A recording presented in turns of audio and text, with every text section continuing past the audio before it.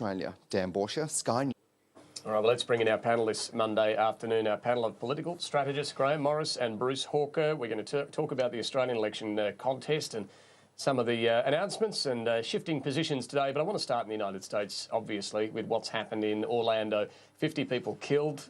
They were targeted by, well, someone who's certainly pledged allegiance to Islamic State and clearly targeted these people being in a gay nightclub for their sexuality as well. This will inevitably play out, have an impact on the US presidential race. Bruce Hawker, to you first on this. How do you see the impact of this on the politics, the political contest in the US? Look, I think in the short term anyway, it'll help Trump, because not so much because of the number of people who have died, but because this fellow has pledged allegiance to ISIS, and that will generate a lot of angst and support in his ranks. Amongst the American population, though, there's a remarkable tolerance, it would seem, for mass killings. 30,000 Americans die by gunshot wounds every year.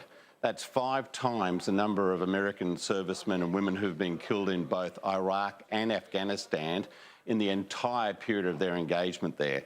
So I don't think it'll make any change to the way in which Americans view the right to bear arms, but in the short term at least, I think it'll probably help Trump.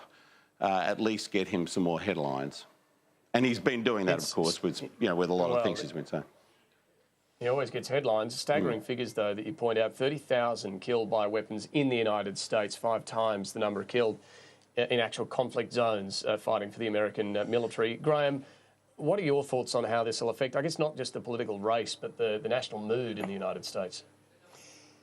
It's very easy for political candidates to get the tone of this wrong. What they should be doing is just commiserating with everyone, being the sort of conscience of the country, and be orthodox and lay off the politics. If you go in too early on the politics, people will wince. But for Trump, it's very, very easy later for his team to run commercials and for third parties to say, at this time of uncertainty, at this time of tragedy, we need a strong man. And even Americans who can't really spell the word subtle will get it. Do you think he was subtle today, though? I mean, he's rushed out a barrage of tweets saying, I was right. This is why we need the ban on Muslims coming into the country, warning that President Obama should step down if he won't call it for what it is, Islamic terrorism. Yeah. I mean, was this over the top? Yeah, no, look, that's what I mean. It's very easy to get the tone wrong. And that sort of stuff just today is just wrong. But, I suspect nobody's going to tell Trump what he should and shouldn't do. Yeah, we saw, Bruce, in Europe, certainly after the attacks, sadly, that we've seen there too frequently over the last couple of years, a huge impact on the national mood, and this may well play out too in the Brexit vote in 10 days' time.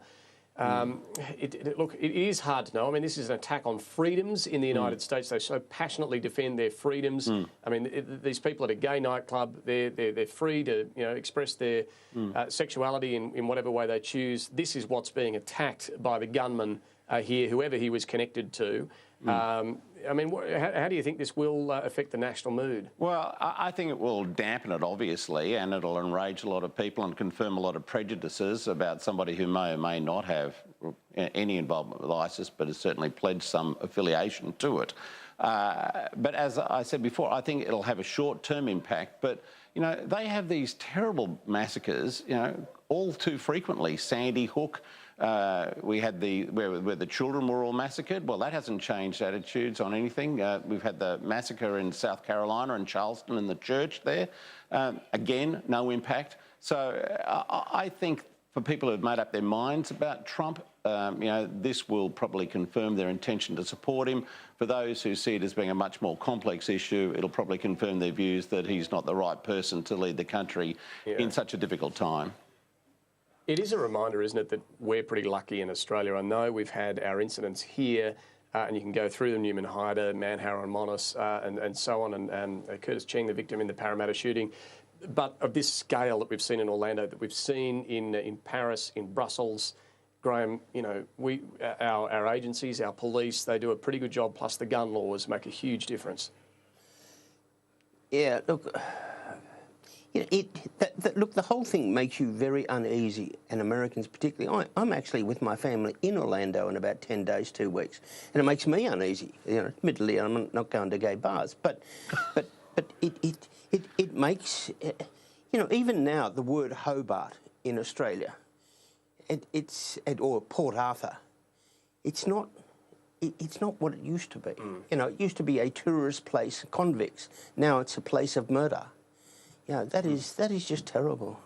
And I might say also, it is a great lasting legacy of John Howard's that he acted in the way in which he did, without any, obviously having to worry about you know, constitutional amendments and the like here.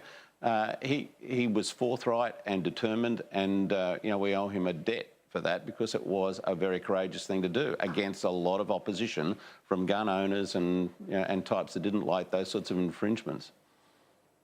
Let's turn to the election campaign here. I'm keen to get both your thoughts on the preferences, what's going on behind the scenes, what's being announced yesterday and today. Early voting starts tomorrow, so a lot of these deals have to be done and announced. They may change, I suppose, between now and actual election day, but a lot of people vote early.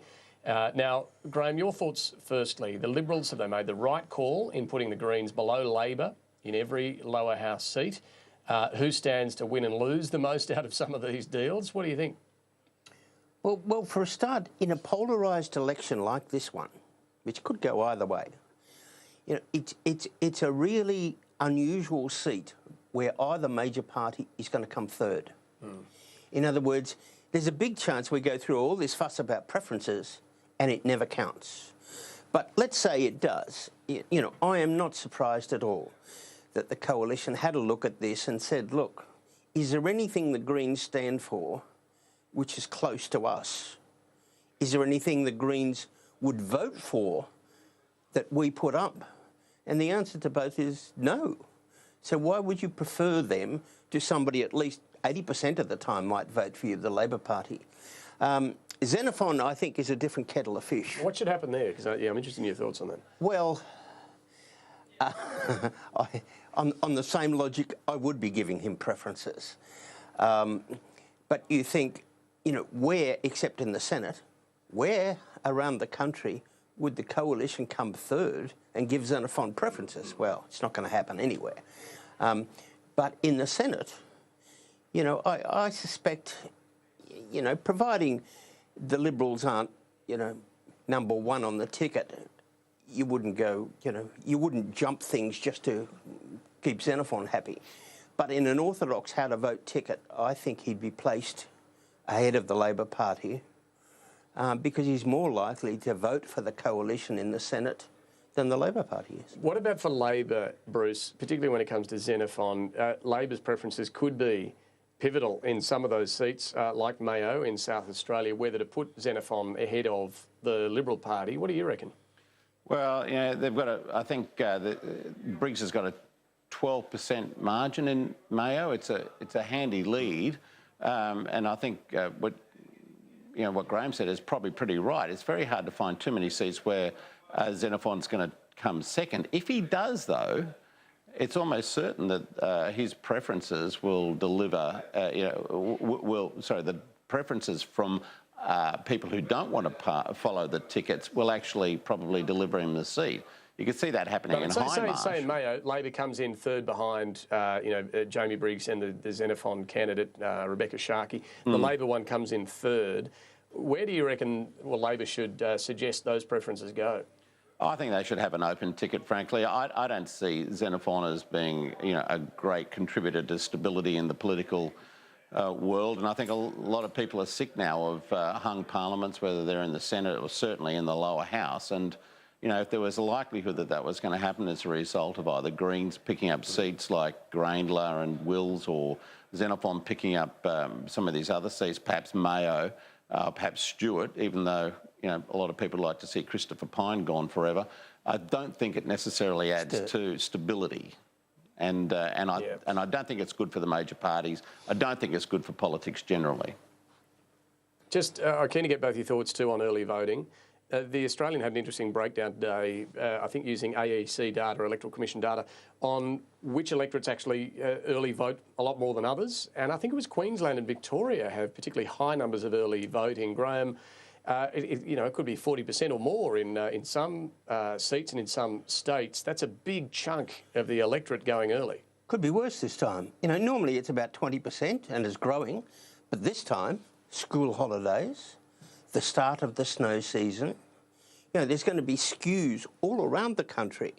And we always, in areas where there's older population, older people tend to vote early. But the holiday thing time is going to stuff things up. So, over this next week or so, as people start to vote, the parliamentary, the campaign teams have got to be very, very aware that people are already ticking and crossing boxes. Yeah, Bruce? And they are starting, Actually, I think... No, they're not. 1, 2, 3, 4. Please don't tick across. That's exactly right. That'll be in a court of disputed returns case otherwise. Look, there's no doubt that the parties will start ramping up their campaigns now as a result of the polling booths opening. I think the Bob Hawke ad will start appearing tonight on TV.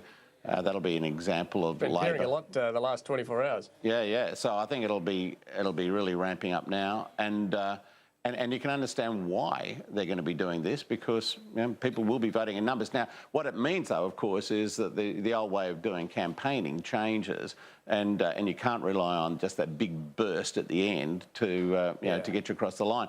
And that may actually favour Labor a little bit this time, because we aren't seeing the government pulling away from Labor, certainly at this point, and these people are casting votes based on their perceptions of the parties right now, then that's probably not bad for Labor. Yeah. Grahame, you've noticed that Bob Hawke ad over the last day or so. What have you made of it? Look, I've got a real soft spot for former Prime Minister Bob Hawke. He won 3 elections, for goodness sake. But this is a disgraceful way to treat an 87-year-old former Prime Minister. There are a million ads the Prime Minister, Bob Hawke, could have done for the Labor Party. But here, it's a big fib. Just the generations who don't know who Bob Hawke is, in a few years' time they're going to say, oh yeah, that's that bloke who was on television telling that ad that was a fib. What's going to happen in a year or two time if Malcolm Turnbull wins and Medicare is still sailing along as it will be? We're going to have the Prime Minister Hawke come out and say, well, sorry, I was misled. Well, yes, Bob, you have been. Well, I can tell you this is really, really the wrong ad for the former Prime Minister. Well, Bob Hawke certainly knows exactly what he's doing here, and I think he's well acquitted and acquainted with the knowledge that there is a unit that's been established to start looking at the privatisation of certain aspects of Medicare's operation. That's what he's talking about. He knows that well, and don't suggest that he's being misled in any shape or form. He's a smart man, as you say, led the country, to Labor Party, to 3 big elections wins, and he knows what he's doing, and he should be listened to. And hopefully he'll be remembered for more than just a TV ad in this election campaign. All right, we've got to get to a break. Thank you both. We'll catch up next week. Grahame Morris, Bruce Hawker. Talk to you soon.